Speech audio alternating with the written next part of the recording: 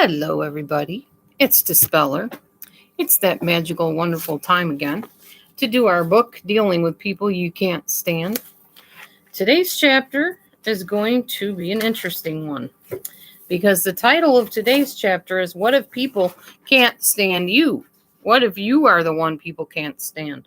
Let's talk about the different things that you could be that people could maybe not stand, and then we'll talk about how to deal with that, apparently. I guess that's what the book does. I don't know. I haven't read the full book yet. So I'm learning along with you. This is actually chapter 23. I think we have like maybe 3 little chapters left. Let's see, 23, 24, 25, and do we have one last chapter in here? I'm looking. 23, 24, 25. Ooh, I think 25 maybe. Nope, 26. And I think that's it. 26, and then there's like an afterword. So I'm going to get right into it. As always, if you choose to chat, feel free. The side chat is right there. Hit the subscribe if you haven't already. Hit the like button, share the video, and hit the bell so you don't miss future uploads. Alrighty then. And thank you for your patience, by the way. I need to plug in my computer or it's going to die in the middle of what I'm saying. So hopefully one of these is a computer cord.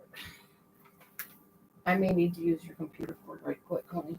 It's plugged into your computer. Thank you for your sacrifice. All right. I'm plugging it in so we don't lose you. All right, we're charging now. So let's get right into it without further ado. What if people can't stand you? Correspondence with difficult people. By now, you have probably recognized that you, too, have days when you are at your worst. So what can you do about it? You may find the answer in the following exchange of letters with difficult people. Oh, so they do this in a letter format. Thank you for the thumb up, by the way. Number 1, what if you are the tank?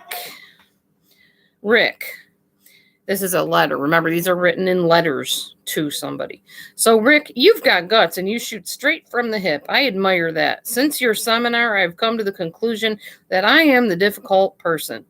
The people I thought were difficult are difficult from having to deal with me. Yeah, I lose patience when I think people are wasting time, but I have a lot to do. And when I have the future in my sights, people keep getting in the way and slowing me down. What do? Don't mince words. Just be honest. I can take it. I have a pretty hard shell. Joe Sherman. Dear Sherm, this is the author, I believe, because, yes, Rick Brinkman and Rick Kirshner, one of the authors, are writing back to this gentleman. Dear Sherm, well, for starters, recognize that flattening people is probably the most time-consuming and least effective means of getting things done. Stop wasting time. Consider the answers to the following questions. Are things really getting done when you act like that? What kinds of things and at what cost? Do the people around you live in fear of you? Is that what you want? Are you a true leader who can motivate and inspire people? Or are you just a 2-bit dictator? Why not get things done without leaving a trail of bodies in your wake? We understand that you're a man on a mission. You've built something and you want to keep it going. You don't want anything to slow you down. You're afraid it will all unravel. If being a leader instead of a dictator seems to you like a great result to achieve, use the attitudinal adjustment strategy found in Chapter 9. If you're serious about getting things done, study the biographies and autobiographies of people with proven track records of getting results. Make an example out of them and build on their success. Use them as models, change your own history, and get used to the idea. So he's starting to refer them back to the other chapters. So if you want to know, if you happen to be the tank and you need some help, that's what you need to do. Go back to Chapter 9 and read about the strategies on how to motivate people without basically flattening them and making them feel like garbage. Okay. Number 2, what if you are the sniper? Now remember, these are written as letters to the author. Dear Frick and Frack, some people grow on you. Others turn out to be crop failures. Some people practice what they preach. Others practice preaching. Some shepherds feed the flock. Some shepherds fleece the flock. Not that I'm trying to say that you guys are failures or liars, but hey, you must be twins. No person could be so stupid. Miss Tree. Dear Miss Tree, did we detect a note of sarcasm? No, it was a whole symphony, and it was playing your song, Bad Dog. Go lie down in the corner. Actually, as a sniper, you already have fewer real friends than an alarm clock. Every time you snipe, people probably think you just had your first beer. The fact is, you have a severe speech impediment. It's called your brain. But making you feel bad won't help you change. So how do you change? If there is some grudge or grievance you're holding against the person you snipe at, you may want to save yourself a lot of trouble. Tell your victim and get it over with. We recommend first that you admit to responsibility for your sniping. Second, that you take responsibility for your perceptions and reactions to the original situation. And last, that you describe what you're upset about and ask for what you want. If it is possible, however, that you do not have a deep-seated grudge against anyone in particular, your sniping may find its source in a moment of impatience with people who take too long or irritation with people's obviously inferior ideas. It may be impatience with people who generally waste time. Or you may be accumulating miscellaneous irritations over the course of the day that finally cause you to seek revenge by taking it out on others. In any case, take a good look to see how the sniping behavior is defeating some other important purpose of yours. Perhaps you're a manager and you want the opinions of your people, but you're not getting them because you live in fear of becoming your target. Seeing this clearly may create the motivation to change. If you are the entertainer sniper who really doesn't mean anything by your rude and to you funny remarks, and you figure, hey, if you can laugh at yourself, laugh at other people. Remember that the meaning of your communication is the response you get.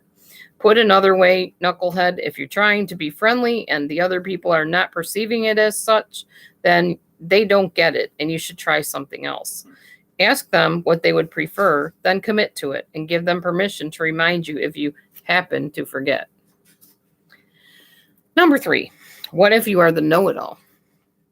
Sirs, when I attended your seminar, I was certain that you would not have anything worthwhile to tell me.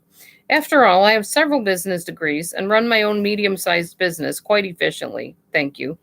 But I must admit, a few of your ideas seemed remotely reasonable, though I doubt most people are intelligent enough to employ them successfully. In your opinion, which part of your program, if any, would be most valuable for me to take personally? Cordially, I am Pompous. Wow. Dear Mr. Pompous, as you must know, those who value knowledge can obtain it only by keeping their minds open. No doubt you have spent a considerable amount of time learning all you know. Perhaps you've also discovered that the more you know, the more you don't know, and the more there is to know. Every person has the potential to add to your wealth of knowledge because everyone has a unique perspective. When discussing ideas, remember this. Instead of shutting out others, find out what they're really talking about. Someone can suggest a totally bonehead idea that will never work, but the criteria that makes that person suggest it may be worth its weight in gold. As far as your attitude is concerned, we recommend that you become curious about and then fascinated with the differences in perception and in behavior between people. In an age of information, where an entire encyclopedia can be accessed in microseconds at the touch of a computer key, wisdom has greater value than knowledge. Wisdom does not come from age, for from the mouth of babes can come great wisdom. Wisdom is the product of an inquiring mind that's connected to the heart. Number 4, what if you are the think-they-know-it-all? Dear guys, hey, what a blast. I got some great jokes from your class. I can't wait to use them on the gang at the office. But I got to tell you, there's a much simpler way to deal with difficult people. Just look them right in the eye when they're being difficult and tell them, sounds like a personal problem. Get it? But seriously, the only problem I have with people is their attitude about me. I never run out of conversation, only listeners. Even when I make mistakes, I have very good reasons for guessing wrong. But I don't get no respect from anyone. Any suggestions? Till the kitchen sinks, wise or otherwise. Wow. Dear otherwise, we can think of at least 3 things that you don't already know. Number 1, there is no disgrace in admitting a mistake unless you first try to cover it up. As soon as you realize that your information is inadequate or that your idea has been poorly thought through, a simple admission of that will suffice to regain your esteem in the eyes of your peers. Some peers. Narcissists don't care, like I've told you before. They don't care. They don't care if you eat crow, if you apologize, if you stand on your head in grief that you upset them. They don't care.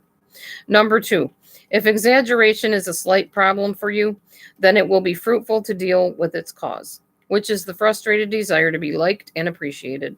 You may want to do a few things to increase your self-esteem because low self-esteem is often at the root of think-they-know-it-all behavior. Work with a counselor. Get on a steady diet of high-fiber information on topics relevant to your work and personal relationships. Read books and listen to and watch tapes that deal with the issue of self-esteem. 3, most important, stop trying to impress people for a while.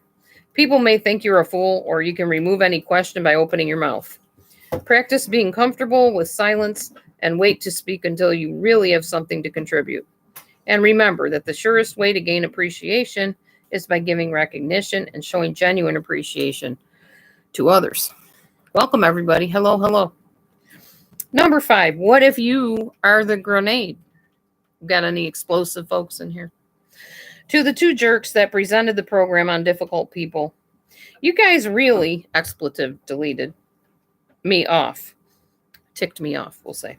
I sat through your whole program watching you swagger around spouting your philosophy. I kept asking myself, who do they think they are? But the things that really pulled my pin were all your remarks about grenades hating themselves. So what if I do? That's my business, right? So what if I'm not perfect like you? I have a lot of stress to deal with, like 3 bratty kids, an arrogant boss, an unappreciative staff, and a wife who doesn't like my attitude. In fact, my wife says she's going to leave me unless I change my attitude. So what if she does? That's my business. But I hope she changes her mind. I don't know why I even bothered writing this letter. What do you care? I got enough to deal with without this blanking whatever. Forget it. Sincerely, Don Pullet. Don Pullet. Dear Don Pullet. Whoa, are you using barbed wire to floss your teeth? From what you say, you have an even temper, always grouchy. If you're walking around with the same hostility that's in your letter, it's only a matter of time before your ticker stops. Here are a few suggestions for changing your attitude. In order to change, you must determine your motive for making the change, whether it's some internal reward, like living a happier life, or an external reward, like being a better role model for your children, or improving your chances for a healthy retirement. This clarity about motive will act as the sprinkler system that keeps your fire from getting out of control. Your next step is to find out what your pin is and what pulls it. How do you know when to blow up? Initially, your answer may be, I don't know, but give it a chance. Examine some instances when you blew up. Examine multiple situations to find the common thread in what sets you off. Then decide what it is that you want to happen the next time that pin gets pulled. How do you want to respond? Mentally rehearse that until it feels natural and believable to you. If you are an occasional grenade, you might consider learning to express your feelings sooner in little ventings rather than waiting for things to reach a critical mass. Spend some time over the next few weeks developing your ability to express yourself appropriately as soon as the sparks first fly. Number 6, what if you are the yes person? You know, the one that always agrees to something and then resents the person for asking you to do it in the first place. That person. Hold on a minute. I need a drink. This is black cherry something or other. That little drop stuff that you put in the water, but it has like no flavor at all. I have to really put a lot of it in there to taste anything. So it's kind of bland, but it'll work. So what if you are the yes person? Dear doctors, hello, my name is Ida. And though you probably won't remember me, I really liked your seminar a lot. I felt that you were very thoughtful and considerate. I told all my friends about what nice people you are. If there's anything I can do to help you all out, all you have to do is ask, and I'll try my best to do as much as I possibly can under the circumstances. I am certain that you're very busy and don't have time to write back to me, but that's okay. I understand. You probably want to spend that time with your families and other people who are more important. And that's fine with me. I don't mind. I'm just happy to have had the chance to know you a little bit. By the way, is this letter okay? Have I been rambling? I better stop because I know how busy you must be. Warmly, I'd agree. Dear Ida, thanks for your thoughtful letter. It was a pleasure to hear from you. You seem like a very nice person, so here's some nice advice.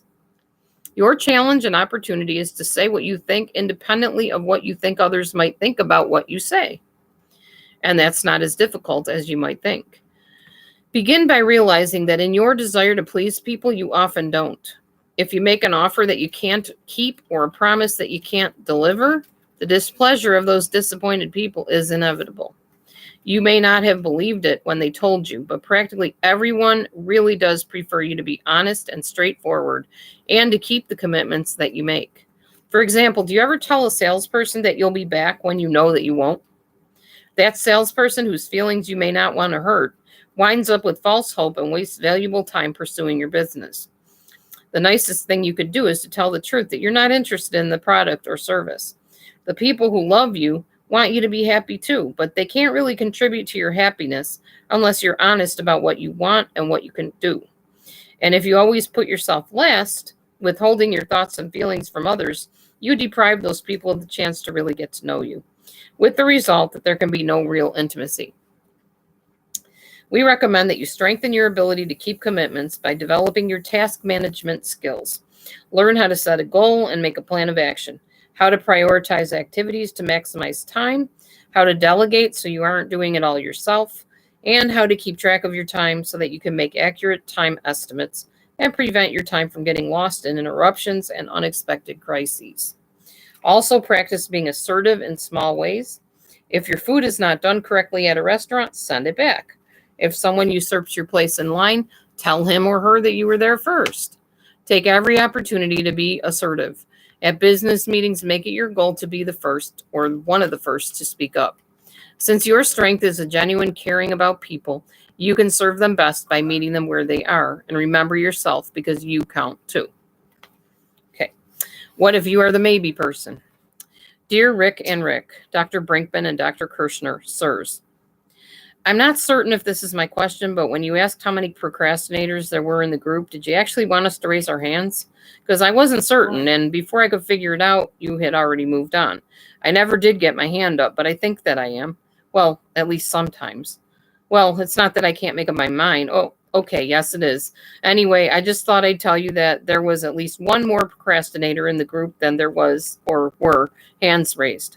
Unless someone raised his or her hand who isn't really a procrastinator. Does that happen? Sincerely, Lotta doubts.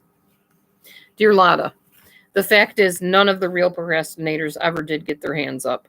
And all those other people who did get their hands up were kidding. We have actually just a little advice for you. Keep reminding yourself of these simple rules of thumb. 1, there is no such thing as a perfect decision. Every decision has some inherent costs that can't be predicted. 2, any decision left unmade will ultimately make itself. 3, when in doubt, decide now. 80% of the decisions you face can be made in the moment that you become aware of them, and they will not benefit from further information. Only 15% of the decisions you face will benefit from more information, and 5% of the decisions you face truly don't need to be made at all. If you're concerned that your decision might hurt people, be honest with them about your concerns in making the decision. Expressing concern and being sensitive to the feelings of others is a terrific skill, as long as it doesn't lock you in counterproductive behavior. We also recommend that you start noticing all the decisions that you do make well. For example, you decided to write and followed through. You decide to get up in the morning, to eat when you're hungry, to go to bed when you're sleepy. You decide on outfits and books to read. In fact, a whole range of choices present themselves to you daily. Notice where you're succeeding, tell yourself you can do it, and find a decision-making system you can work with. Then stay with it consistently, and you'll find that making up your mind gets easier all the time.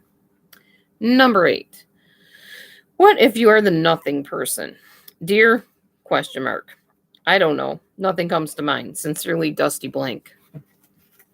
Matthew's enjoying this. These little funny names here. Dear Dusty, if you have a tendency to be the quiet type of person, conflicting feelings in any situation can push you into nothingness. Stuffing your feelings and withdrawing from conflict only perpetuate the conflict inside of you and create distance between you and others. Distance leads to isolation, which is the opposite of intimacy. Expressing your emotions responsibly instead of stuffing your feelings is better for your health and your happiness. You won't have to be the silent victim of pointless conversations if you're willing to speak up and move them in another direction. When feeling conflicting feelings, if you don't feel safe telling the people involved in the conflict, find someone you feel safe talking to and start talking. Hi, buddy. My buddy, Bobo. Hi, my boy. Sometimes just talking about what you feel gives you enough perspective to resolve the conflict. What you doing, bud?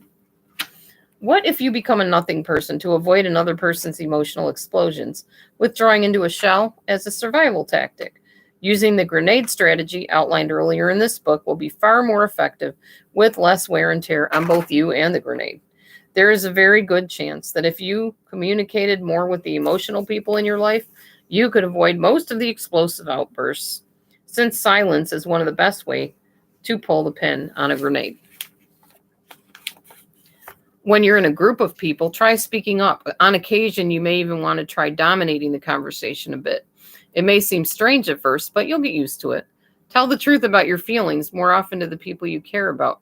Tell people what upsets you in a non-blaming way by using this form. When you describe what it is they're doing that's difficult for you to deal with. When you do, blah, blah, blah, I feel, describe the effect their behavior has on you. In the future, I would like you to now ask for what you want. For example, when your voice gets loud like this, I feel like you're shouting at me rather than talking with me. In the future, I'd appreciate it if you would talk to me in a more conversational tone. In this way, you can responsibly express yourself and give people the opportunity to get to know you and strengthen the relationship. I think I'm going to make a poster of that and hang it on the wall so Matthew and I can use that with each other. If it will work, we'll give it a shot. Okay, number 9. What if you are the no person? Hi, Marley. Hello, hello, hello. So what if you are the no person? Sirs, the purpose of writing this letter is twofold. First, I disagree with your remarks about negativity. Negativity can be a very positive thing if it prevents people from making foolish mistakes and costly errors. Second, I wish to question your premise that people can set realistic goals and achieve them. In my life, the greater preponderance of people I have known have failed to achieve their goals, while the rare few, usually through privilege, succeed. There's no point in answering this letter, as you will not change my mind. Unlike the other people who attend your programs, I have no use for pop psychology and simple formulas for success. Bitter experience has taught me to lie low, and I won't be tricked by you into standing up and sticking my neck out only to be shot down. Yours in disbelief, Will Gripe. Dear Will, in every person's life, a little rain must fall. All people go through tough times for which they feel ill-prepared. Everyone has been disappointed and everyone's experienced things he or she would have preferred to live without. Negativity is an essential part of the human experience. Now, we don't mean to sound discouraging, but when you're in a negative mindset, your perceptions of things and people are likely to be inaccurate. If you really want to know what it's like to be around you, carry a tape recorder around with you and leave it on. Of course, having a tape recorder on may change your negativity level dramatically. As time progresses or passes away, notice how many times you could have been negative and weren't because of the tape recorder. Then, when you listen to the tape, figure that you're about twice as negative as you sound on the tape. By the way, what do you want your life to stand for? When you look back on what you did with what was given to you, what will be the achievement of your lifetime? I devoted my life to stealing people's energy and motivation. This is not a profound legacy. It's a shroud legacy. Look around you at the planes, televisions, automobiles, all the inventions and achievements of humanity. All those blessings were brought to fruition by people who were willing to believe in the possible rather than the impossible. And sometimes they did so against impossible odds. They chose to be part of the solution instead of part of the problem. Sometimes in the face of obstacles and dangers, even you can scarcely imagine, people found within themselves the will to win. So can you, but only if you decide to look for it. We suggest that you do a change history exercise on the bitter moments of your life. Make a list of the biggest or most painful disappointments. Ask yourself what you know now that had you known it then would have made your life turn out differently. Access resources and go back to those memories in a more positive, powerful way. Learn the lessons they have to teach you and let go of the disappointment. All things must pass, and if you let them, this can happen before you've passed away with them. We recommend that you read and reread Chapter 9, How to Change Your Attitude.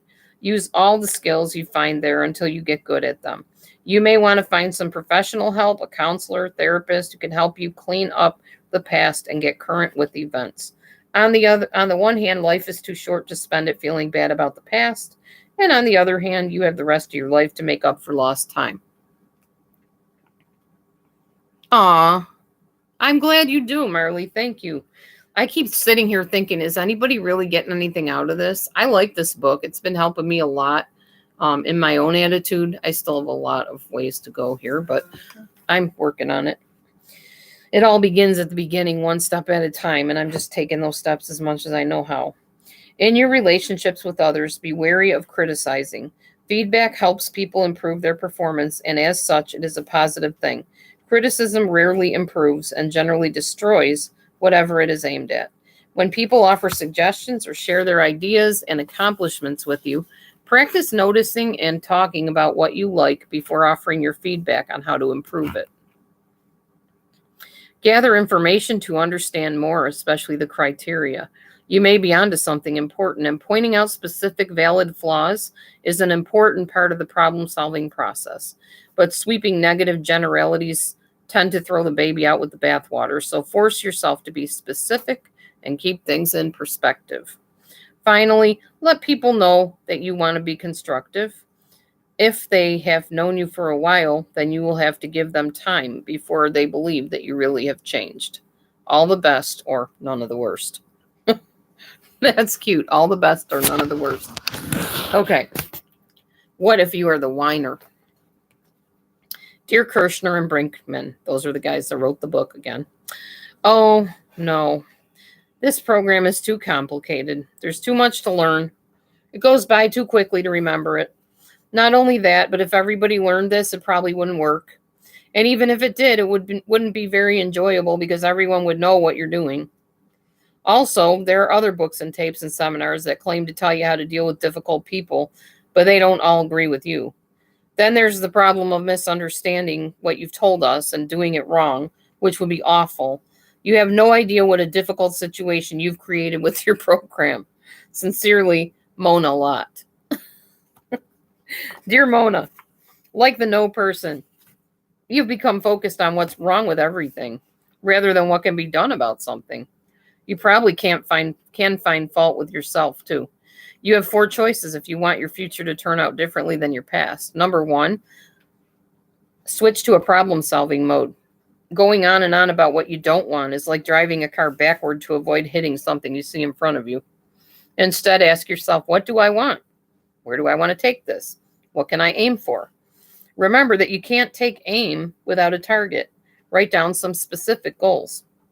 Oh, by the way, speaking of goals, I finally got my daughter to make a vision board for herself. I'm so proud of her. She did it. She kept saying, well, Mom, I want to drive, but blah, blah, blah, blah. And she's going on. And I said, Amber, do you have a vision board? Well, no, I meant to make one. I said, listen to me, Amber. Trust me. I don't usually steer you wrong. Find a piece of paper, board, whatever you need to do. Get yourself written down the things you want. So she did. She drew herself. I'm pretty excited for her. She's going to see things happen. The Bible says that people without a vision perish. And the Bible also says that when you write the vision, write it and make it plain so he who runs may see it. So in other words, when you're running through your life real fast, going here and there, make it plain, make it bold, make it like my vision board on the wall over there. You can see that from like a mile away. And you want to be able to think, and I'm going to have a nice bathroom. Getting nice. I'll talk about that later. I did get some nice furniture. Oh, my connection is unstable. Number 3, notice and appreciate what is working in your life and what you accomplish. Oh, you can still hear me, right, Marley? On your path, you may have passed many milestones without noticing them. That robs you of the satisfaction and energy that comes naturally with accomplishment. Post some notes to yourself in prominent places that say, remember to appreciate. Number 4, you could do all these things as alternatives to feeling helpless, whining, and subsequently driving the people around you crazy. We believe that would be much more satisfying. So the next time you start to complain, stop. Make a commitment to do something, anything, rather than whining about it. Then you and everyone around you will be done with it once and for all. Thanks for writing, and if you change your mind, let us know. Okay. Number 11. What if you are the judge? Dear idiot doctors, as hard as it is for me to believe this of myself, here I am writing to you for some of your juvenile and moronic advice. Why do I do this? Perhaps it's only so I can experience firsthand the immaturity that's the hallmark of advice generally given by self-help and business book authors such as yourselves. Frankly, I'm frequently perplexed at how you can justify offering such simplistic advice to people about the very complex and difficult problems they face in their dealings with each other. If anyone's guilty of reductionism for convenience sake, surely it would be you two. And I, for one, find that when people fail to measure up, it typically precedes their downfall, as they make pitiful excuses to explain away their incompetence. But that's neither here nor there. Essentially, I'd like to hear your meager response to just one question. How do I get off my high horse so I can talk with instead of over the idiots who surround me? Yours disrespectfully, you are guilty. Dear you are, we appreciate your wanting to do the right thing, and we know it isn't going to be easy. It might help to know that when you think of people as idiots, your behavior follows after. So the first step in stepping down is to put down the put-downs in the way that you're thinking. So instead of getting nothing but a bad reaction, you can get a good one. While that's not going to change the entirety of your process, you're going to have to pass sentence on yourself. And that sentence must include a more realistic and useful understanding of what makes people do what they do. That's the hard part. Expect the jury to stay out for behavior of thinking clearly and insightfully about others.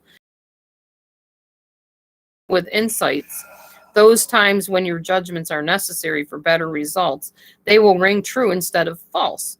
And they will help you do right by people you care about instead of adding insult to their injuries and forcing them through lengthy appeals. Cool. So the next one is, what if you are the meddler? I'll read that in just a minute. I need to get a drink. My throat is kind of sore. It gets dry from reading, you know. And I'm the type of person, I can read in my head, but I prefer to read out loud because I like acting things out, kind of. So, yeah. Okay, what if you are the meddler? Dear Doctors K and B, I understand that you may be incorporating questions into a chapter about what if I'm the difficult person. With that in mind, I'm going to ask you something. But before I ask you the question that I'd like you to answer, I'm going to make a few suggestions on how to approach answering it. Oh, it's not working?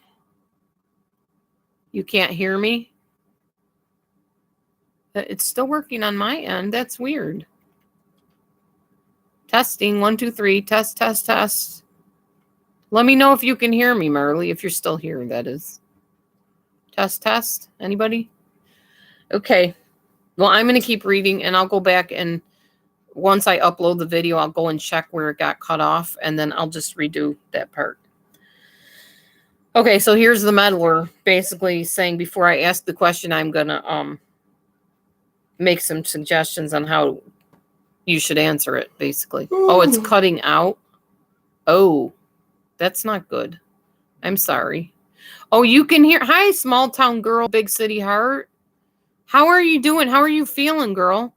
Are you pretty much over all the yucky COVID junk now? Are you back on your feet, feeling better, starting to?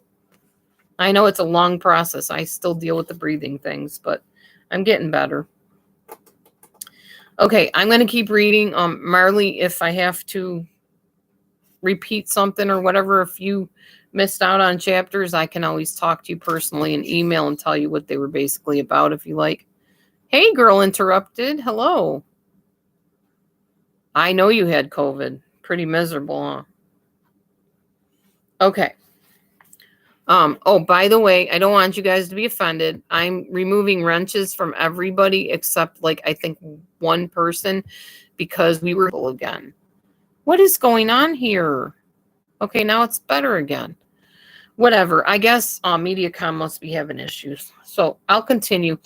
I'll just upload eventually, like I said, and check it later. First, you should consider your words and phrases. Short words are easier to understand than complex ones. Also, remember to punctuate properly. Bad punctuation might make it hard for people to understand your meaning. And you might benefit from improving the quality of your examples throughout the book. In fact, if I were writing your book, I would reorganize it by putting this difficult me chapter first, since most of the people complaining about problem people are the problem people that people are complaining about. In fact, just send me the manuscript and your contact at McGraw-Hill. I know you'll thank me later. Oh, and my question is this. Do people resent it when all I'm doing is asking a few helpful questions? Please. Dear Miss Way, of help. It's obvious that you care about us. People is that when you ask those few helpful questions, people feel like you're trying to take over their lives. So perhaps the best way you can help us and yourself is by letting people know that you don't want to interfere and that you will respect their choices. The most important question of all. I am curious, though. May I ask you some questions about that? If the answer comes back no, it means it's too soon. And it's the first chance you'll get to prove what for them is your newfound respect. Of course, it's up to you. Your life, your choice, your results. Oh, and we're choosing to leave this chapter where it is, and we appreciate you respecting that choice. This is pretty funny, the way they're answering these people. Okay, number 13. What if you are the martyr? Oh, let's see. Small town girl says, oh, you had the 2 surgeries. Oh, yeah, I remember the stent. Aw. I am so sorry. What kind of stent was it that you had in? I remember you told me, but I don't remember what you said. I had a kidney stent, so I know they're very uncomfortable, extremely uncomfortable. May you get that out soon and get back to your healing process without that stent in there. Okay, so what if you are the martyr? Dear sirs, I don't expect you to answer this, even though you should. But then I'm sure you're too busy to find a moment for a stranger like me, and that's just fine. So what if I need help and no one cares or is available?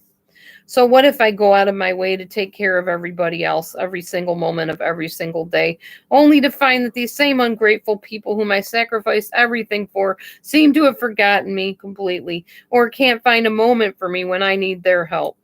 So what? I'm used to it. Nobody appreciates how hard I've worked and all I've done for them. So what?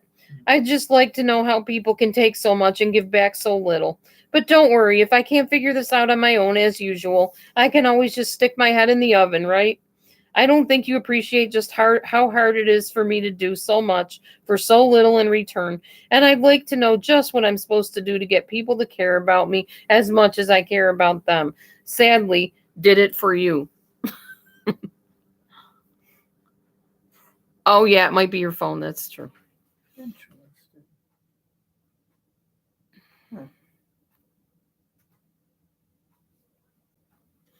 Trust me, you could not remove your stent on your own, whether it had a string on it or not, darling. Yeah, you need to have your doctor do that. Do not try to take out your own stent. Honey, no, no, no. No. I had the stent removed. It did have a string on it, but they have to take an instrument and pull that out. You don't do that on your own. Oh my goodness, please don't. You will be in a heap of trouble and probably lots of pain. They will give you twilight sleep usually if they're removing like a kidney stent or something. Yeah. Don't pull your string on your stent. Oh goodness gracious, no. Okay, I'm hurting just thinking about it. Bless your heart. Okay, dear Did It, for someone who has known the struggles you've known, you did an amazing job of cutting right to the key question. Way to go. And that question is, how do you get people to care about you? The answer may surprise you. You get others to care more for you by freeing them from the strings of obligation. In other words, let go of needing something back when you give, so that you can give freely.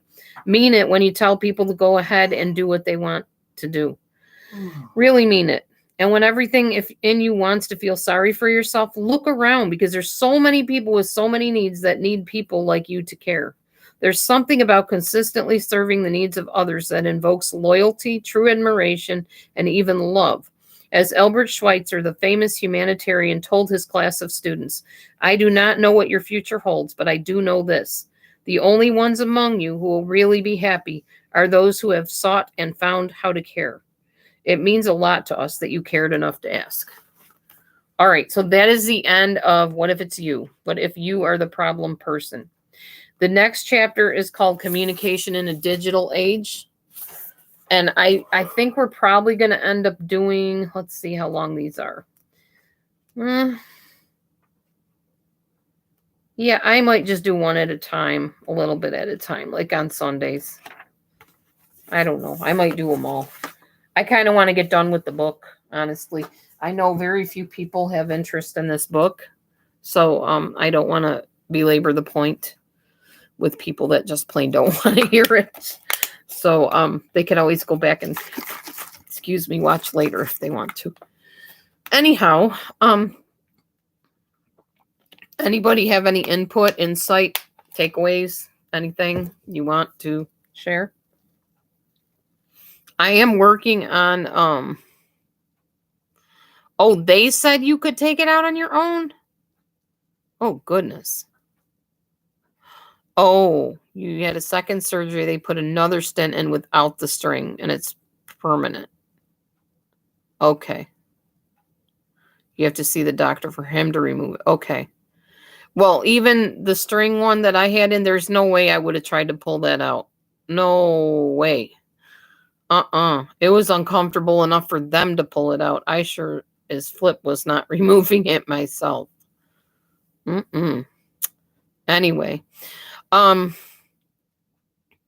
yeah, please don't do that to yourself. Just be patient. They'll get it out soon enough, I'm sure. Anywho, I was going to tell you, I'm going to be doing another video soon.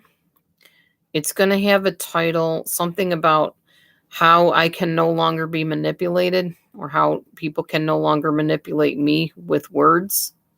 Something like that. Because I have noticed that people use certain words, especially like motivational speakers, people that are like salespeople that are trying to sell you stuff, especially like on the internet, will say certain things to get you to agree with them subconsciously. And then bam, they have you. And you're spending money on something you really don't need. Just simply because you found yourself subconsciously agreeing with them that you got to have this thing because everybody has one. And what's wrong with you that you don't have one?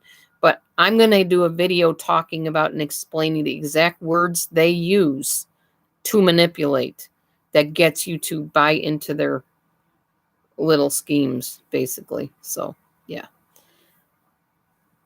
I am doing fine. Thanks, small town girl, for asking. I'm doing very well. I wanted to show off the chair, but if you don't want to. Okay. You said you didn't want to be in the video. So. Okay. I want to show you guys what we got blessed with today from my friend Sue at church. I actually knew Sue back when I played keyboard on the worship team at a church called The Bridge. It used to be not Grace Regional. It used to be Milan Foursquare Church. And then it was Bridge. I don't know what. Oh, now it's a different church. I won't say the name, but this lady, Sue, came up to me and said, I have this beautiful chair. She said it has a little bit of cat scratches on it because she has a beautiful cat that she adores. And her kitty likes to scratch. I said, look, I got 6 cats. I don't care. She's like, well, if you want it, we'll bring it over today. And here it is. It's an ottoman. It's beautiful. Look at this chair. Look at this chair and look at the footstool that came with it. I got some stuff on it. I'm already using it to hold my books and stuff, but it's very nice. We got very blessed with this beautiful chair. Got little arm covered thingies on it. See? I feel like all the hoity-toity rich and famous people now. My husband's already lounging in it the way he likes to. Hi, LB. Hello. You've been following the Summer Wells case. I know, small town girl. I've heard about that people are using it for money. That's a big reason I won't get into the true crime thing. No, I mean, I do use my channel for money because I need to pay my bills. I need to get out of debt. I need to get back on my feet and have things back in balance. I don't want to use somebody's death or abduction to do that. I personally don't know. If other people are okay with that between them and God, then I leave that between them and God. I'm not okay with it. That's not how I would want to, make money.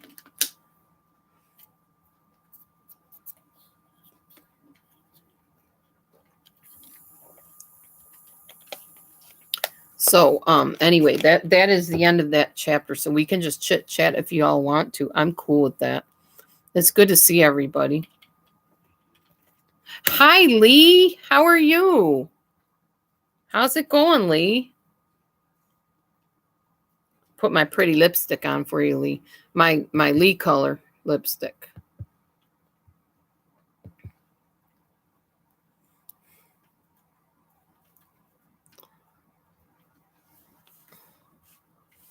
Yeah, COVID is pretty crazy. That is for sure. Pretty miserable. And very miserable for some people. I'm just thankful you guys are here. COVID is pretty deadly for some people, and it's awesome when somebody says, hey, I had COVID, but then they're sitting there talking to you. That means you survived COVID. Praise God. You survived COVID. Awesome. Our church decreed and declared today in prayer time that COVID is void, that COVID is going away, that it's not going to touch us anymore. It's going to shrivel up and die. That's what we're standing in belief of, that this COVID germ is going to just die out. We're going to be done with it. And really, reality-wise, summer is coming. And it may very well just totally disintegrate because I know heat. It can't live in the heat. And we got summer heat coming our way. So, yeah. It's possible that may be the case. I sure hope so. It's been rough. It would be nice to not have to wear masks anymore, wouldn't it?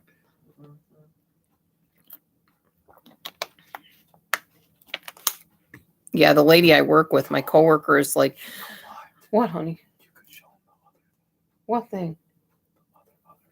The thing you made in the cat room? Yeah. Oh, Matthew wants me to show you guys something. We made it. Well, yeah. So we had to move everything out of the living room. Well, it's kind of messy. Sorry. We're still kind of in a cleaning mode right now because we moved the ottoman in. And since the house is so small, there's a lot of clutter. Yeah, my kitchen is cluttery. My living room's cluttery again. But we had to move the couch that we had in there somewhere. So Matthew got the brilliant idea to move it into the cat room. So that's water on the floor. I drink that every day. But there is the couch right there. It comes apart. It's in two pieces. There's the top. There's the bottom. The cats can go under there or they can get up on top of there. And where it's located, it is literally right next to the cat tree. So they can go from the couch where they sleep onto the cat tree, up there if they want. You already see Maverick's up there on top. They got their little cat tree here. They can go inside. They can hang out on there. There's another cat tree. There's our old mini fridge, which we don't use anymore because we don't need to. And this is the mattress that they like to climb up on and sit on the top of. We can't move that because it's actually holding the cat platform. So, yeah, we did that. That is what we did. We're always getting creative trying to make things better. Hey, Phil. How goes it, man? What is it, 10 days, Phil? Till you and your lady love will be together? I've been paying attention, I think. 10, 9, something like that. Last time I saw you or heard from you, it was like 13. So I think a few days went by. So I'm guessing it's like 9 or 10. What are we at, Phil? 10 days. Okay. I was good. I remembered. Uh-oh. I think there's a cat that wants in. I will be right back. No, honey, it's just a peeping Tom.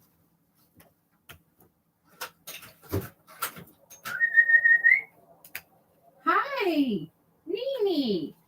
Haven't seen you in forever, dude. Meet ya. Come on. Hurry up.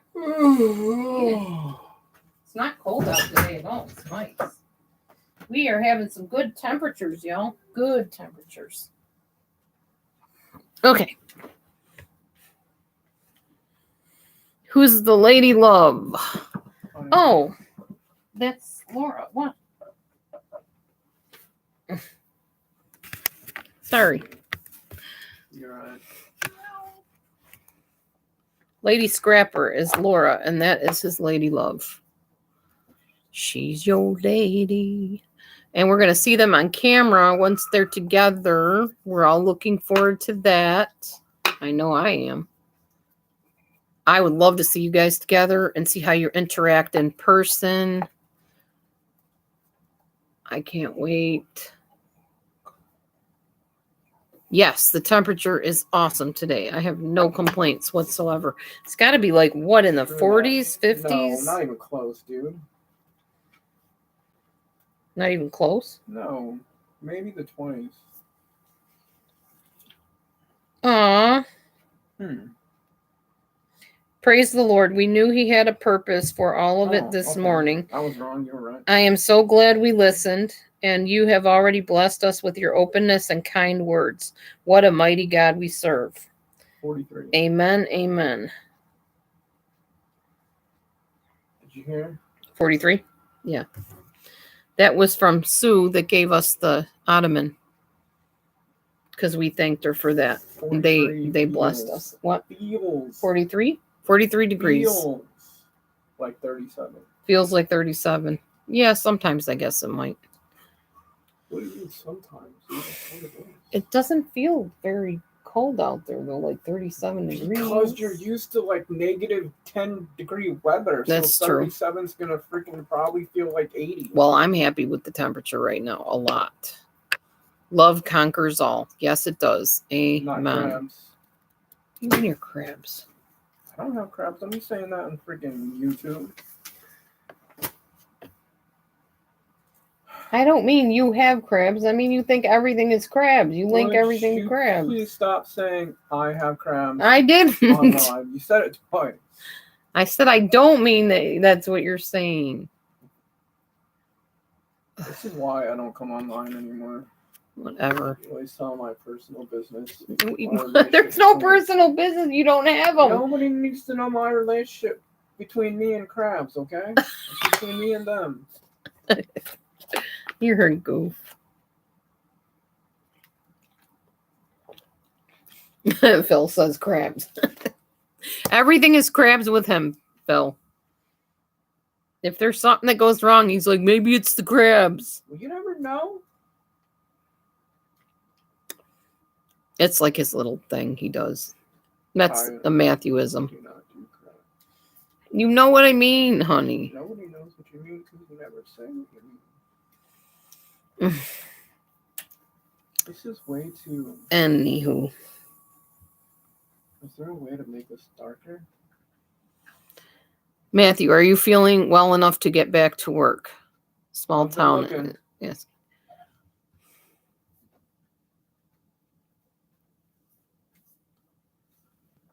There's no life without love. Yes. There's just existence without lovely. You were right. Could be the crabs, sneaky little things, Phil says. See, he understands. Oh my goodness. You do not want to underestimate crabs, okay? Could bite you in your butt. Mm-hmm. This would be so much better if I had volume. 8 people in here. Hello, 8 people. It's nice to have people actually chatting for a change. Usually we don't get that after our book read. They're probably just relieved that the book reading part is over. I know this book is a little bit, it's kind of deep in a way. To me, I would think if I was the one listening, I would have trouble really grasping what I'm reading because I'd have to go back and redo the chapter. It's just one T. Mathew. He's unique.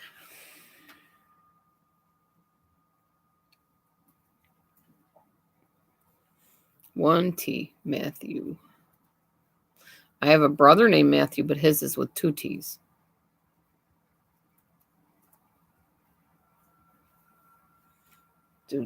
Do.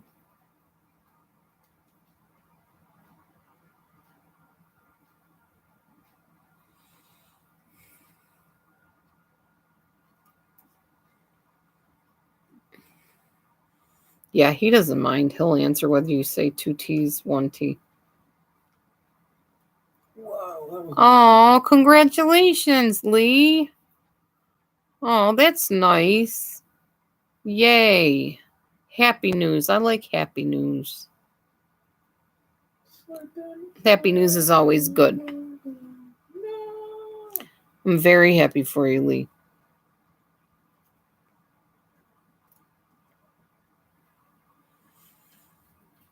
Girl Interrupted asked you how you are, honey. I am the better. He's doing better, Girl Interrupted. Thank you for asking. Thank you for asking, he said.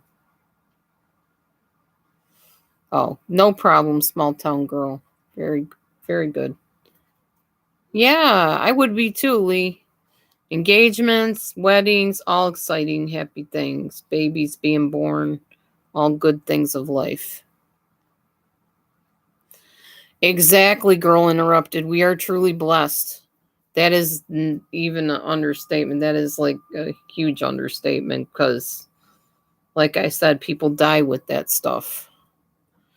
Especially if we came out of it and we're not irreparably scarred in some way because that nasty virus goes in and attacks some organ in your body. It attacked my lungs and I still have breathing issues, but not like I did. I can at least get from place to place and not need my inhaler until I walk really, really far.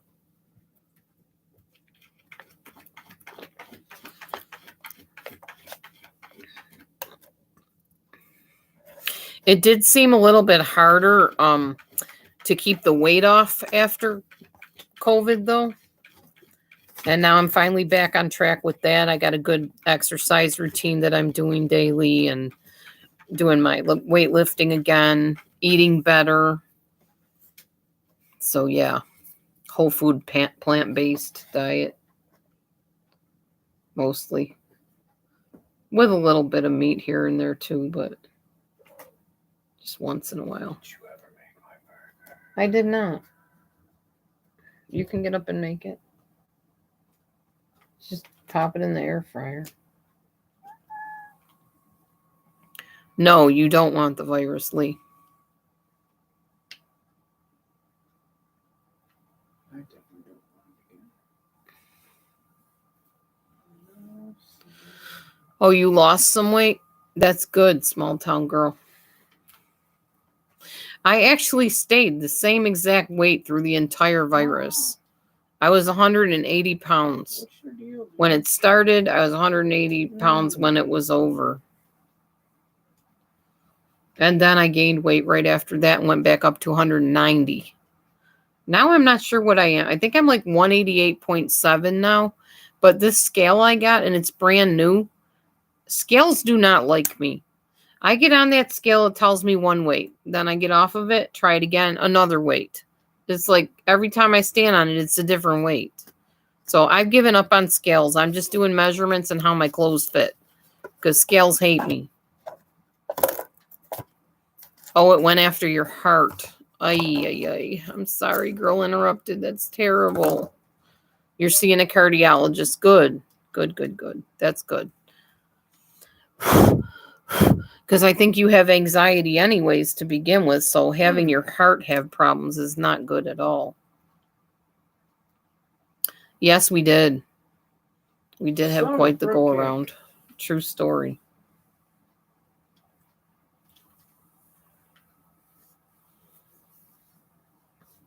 Yeah, anything that affects the heart, the lungs, the circulation, anything dealing with oxygen is really scary.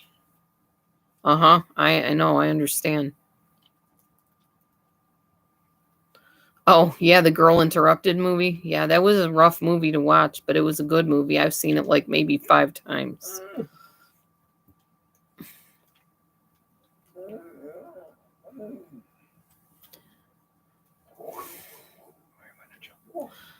Oh, no, I don't mean that I weigh every daily. Even if I weigh like every week, what I'm saying is my scale must be messed up because it'll say I'm 188, then I get on it again, it'll say I'm 170, then it'll say I'm 190, all like at the same time. There's no way you can get on a scale one time and weigh something and then a second later get on it and weigh something else.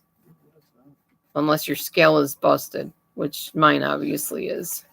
And it's brand new. I don't have the receipt either, so I can't take it back. Oh well. I've learned my lesson with scales. They're not my friend. My doctor's scale always says I'm over 190 because by the time I get to the doctor, it's later in the day. So I probably am over 190 by the end of the day. So I just look at how I look, how my clothes fit, what my waist measurement is. That's probably more accurate than anything, really. And how I feel. I feel really good lately. Your mom didn't breastfeed you. That's why. There you go. That's what it is. Blame everything on that.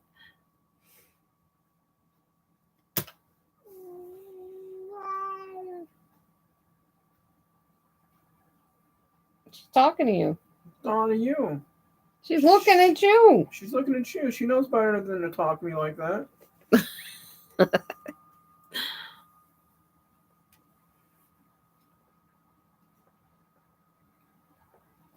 Yeah. Except the interesting thing was, and I think we talked about this before, Girl Interrupted. In that movie, the girl that they said had borderline, I don't think she did. I think that crazy lady that was played by Angelina Jolie was more borderline or maybe narcissistic and psychotic than that girl that was the main person in the movie. I think she just seemed depressed to me. What do you think?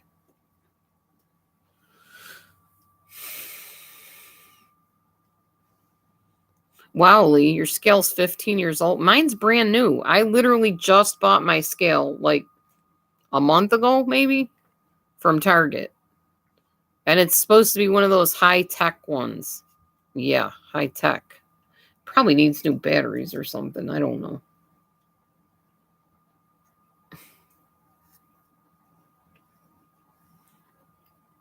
Oh, you agree about the movie, Lee? You've seen it? Girl Interrupted? I don't think I have. You haven't? You should see it if you want to. Yay!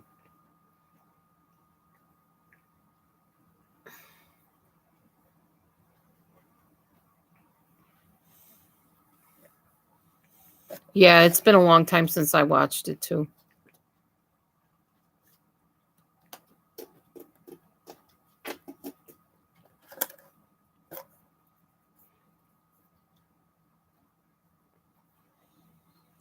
You thought I had a newborn baby? Oh, that was Mimi. She's meowing. Just all of a sudden going, meow. She doesn't usually do that, but I think she's trying to get Matthew's attention or something. You can keep your attention.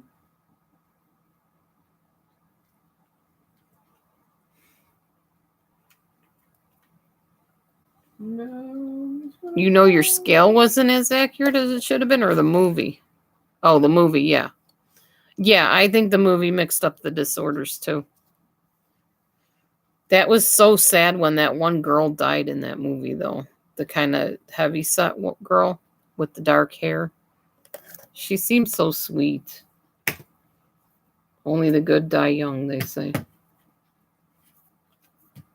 Must mean I'm pretty bad. I'm not young. Thank you for the chair, honey. I didn't give it to you. You told me wanted it. Well, I guess I said I wanted. You asked me. Yeah, I asked you. See, I honor your opinion and your choices. I could have just said, yeah, we want it. No, for some reason, the picture you showed me Didn't look like this. No, at all. Not even the same color. Now that I think about it, because that was like gray and like super. I don't know. Richy looking. This is like something that. This is tweed. This looks like something that would belong in our house. Yeah, this material is tweed though. This is not. It's not False gray. advertisement.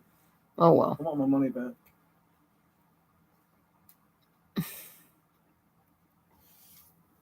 Super comfortable.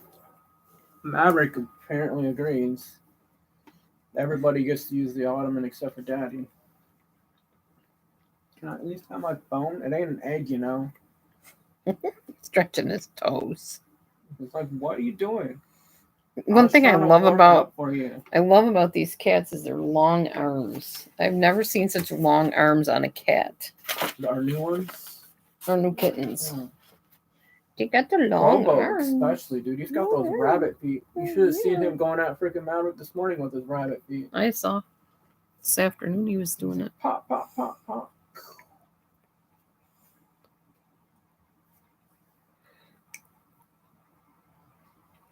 Ooh, yeah, Brittany Murphy. That's right. That's who played in that. Thank you, Girl Interrupted. I know she died young in real life. That was sad. That whole thing was really sad. But a lot of the Hollywood stars and TV stars die. I got my theories on that I won't get into, but yeah. Oh yeah. Well, she was playing a psychopathic crazy person in that movie, so she was supposed to be mean and ruthless and very tactless and non-caring, and she definitely played that role really well. That was sad.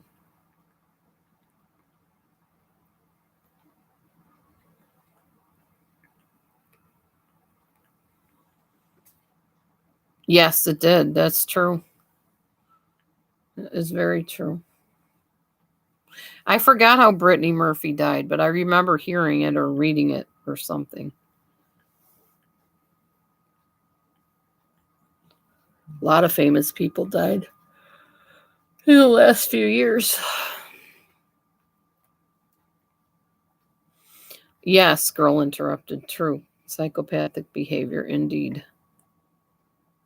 Definitely. That's why I said this book that we're reading doesn't apply to everybody. We're talking about normal-minded people for the most part that just have like personality glitches. People are a little bit, nosy or picky or kind of Debbie Downer type people. Not people like that we've seen in movies like that. Like that, a psychopath, they wouldn't care if you sat and tried to reason with them about their behavior. They don't care. Same with a narcissist. They don't give a rip. They'll laugh in your face and call you all kinds of names, Like, who do you think you are? What, now you're some kind of Dr. Phil? I could just picture it. They just really don't care. And I know that's hard for people to understand, but there are people in this world that really do not care about people. Heck, they don't even care about themselves, some of them.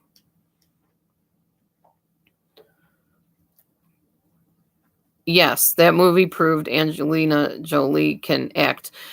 She was in another one, Mr. and Mrs. something, that was really good. Mr. and Mrs. Smith. Mr. and Mrs. Smith. That was really good. And she was also in another one where she played this crazy lady that went around killing everybody through the whole movie. You watched it recently. I can't remember what it was called, though. Where Angelina Jolie is some kind of a spy or something. She's killing people in the cabin and all this other stuff. The cabin of the plane or boat or something. I don't know. Salt? Salt? I don't know. It might have been. I don't know. A lot of stuff I can't even watch with her. No, I think it was something else. Hold on. I just remember it was very violent and graphic. Then it wasn't Salt. But from the moment she gets in the movie, she's starting to murder people like left and right and beating people up. And yeah. Those Who Wish Me Dead, probably. No, never heard of that one. It's a very common named movie that if I told you the name of it, you'd be like, oh, yeah. Wait, are you talking about Eternals? No, I've never seen that. That's the movie I was just watching with her in it. No, that's not the one. Because it was an old movie. Marvel movie. I'll tell you if I see it. Salt. No, we already decided it wasn't Salt. It's the only movie I've watched with her recently. I don't know. I'll find it. Wanted. Mr. and Mrs. Smith. Wasn't Brittany Murphy's character the one, she had like dark hair and she felt really bad about her self-image and stuff? Dude, she was heavy set. I think Jolie's character was like making fun of her weight or something during it, if I'm not mistaken. It's been so long since I've seen that. Yeah, I don't know what to tell you. Those are literally the only movies I've seen with her in it. Might have been Salt. The Tourist, I think it was. I have not seen The Tourist anywhere close to recently, or if I've seen it at all. That was a couple years ago when I watched The Tourist. And you were the one that told me about that movie. Mr. and Mrs. Smith was another one. Taking Lives, that was a very hard movie to watch. It had an interesting ending, though. Yeah. Eternal is the one that I've seen recently. Those Who Wish Me Dead I saw recently. No, it had to be that one I just mentioned, but I don't remember now what I said. Oh, yeah, I haven't watched a lot of movies with her in them because she is very violent in her movies, so yeah. I think it might have been The Tourist. I don't remember. Yeah, but I haven't seen that in the last couple of years. So how would that be recent, huh? You never heard HG discuss Angelina? What's HG? Hugh Grant? What's HG? Oh, The Tourist was with her and Johnny Depp. I know what The Tourist was. Okay. Have not seen it in a long time, so it would not have been recent.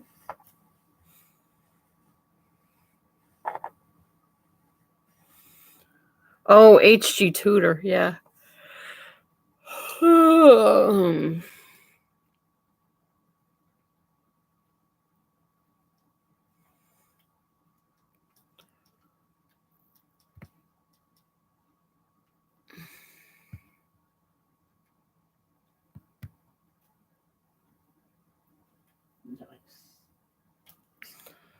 I thought it was Brittany Murphy's character that committed suicide in that movie.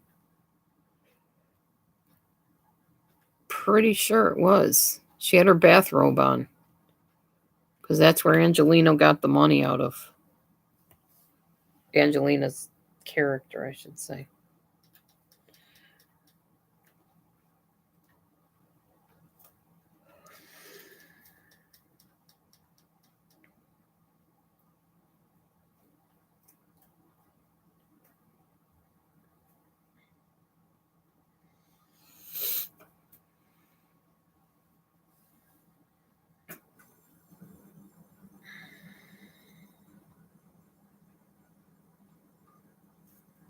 Yeah, I'm pretty sure it was. This is the girl that suicided. Hold on. Go back. What the frick? This girl, Brittany Murphy, she had dark hair in that movie. And she had a bathrobe on, which I think she has on in that picture. Yeah, she does. Sorry, spoiler alert, if you haven't seen the movie. Thanks, Laura. I wonder where I can watch. No, Angelina Jolie did not have a good relationship with her dad at all. He's probably her handler for all I know.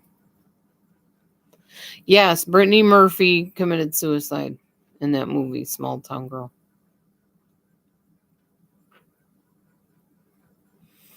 He's a self-proclaimed narcissist.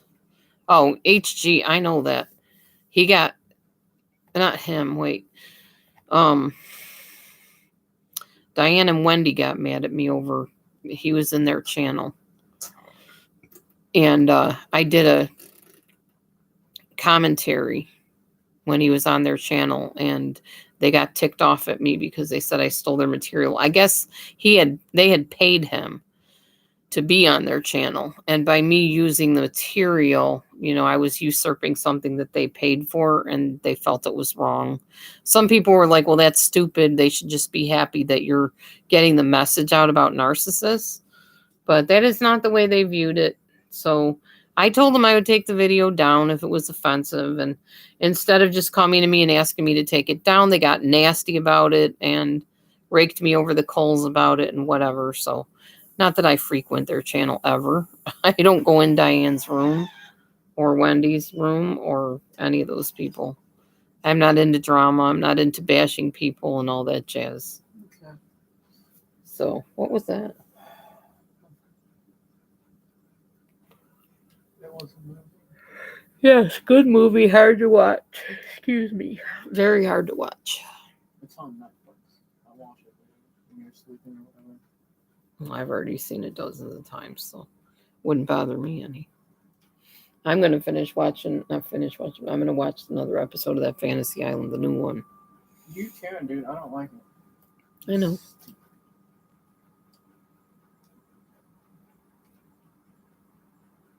If it gets much worse, I probably won't watch it, though, if every episode's like that.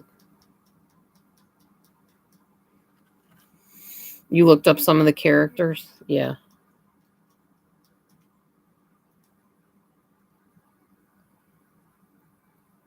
Matthew said he's going to watch it today sometime.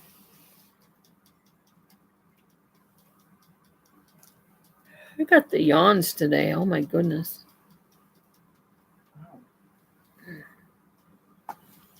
You know what, dude?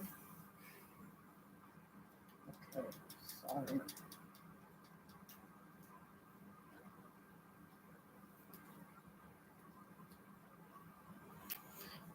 Well, ladies, I am going to go and probably have some soup and maybe neaten up my living room and kitchen because it needs it.